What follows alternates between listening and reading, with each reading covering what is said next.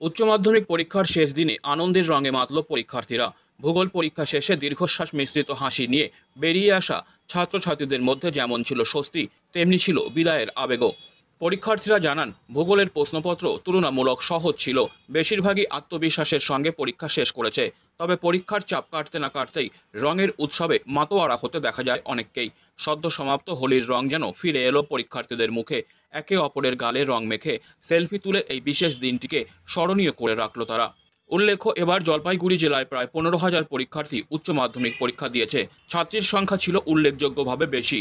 পরীক্ষা নির্বিঘ্নে সম্পন্ন হলেও পরীক্ষার পরবর্তী সময় আরও গুরুত্বপূর্ণ। ফলাফল নিয়ে যেমন প্রত্যাশা রয়েছে, তেমনি সামনে অপেক্ষা করছে ভবিষ্যৎ গড়ার নতুন লড়াই। তবে শিক্ষা জীবনের এক অধ্যায় শেষ হলেও নতুন দিগন্ত উন্মোচনের অপেক্ষায় ছাত্রছাত্রীরা। তাদের কথায়, স্কুল জীবনের সমাপ্তি হলো, কিন্তু নতুন পথ চলা শুরু করতেই হবে।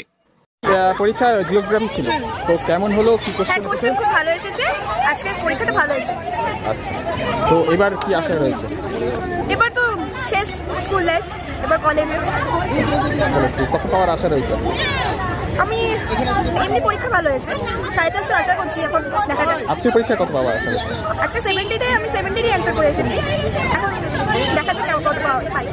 তো পরীক্ষার মাঝখানে খেলা হয়নি আমাদের কারোরই, তো এবারকার সবাই আবির নিয়ে এসে আমরা নিজেদের মতন খেলেছি সবার সাথে।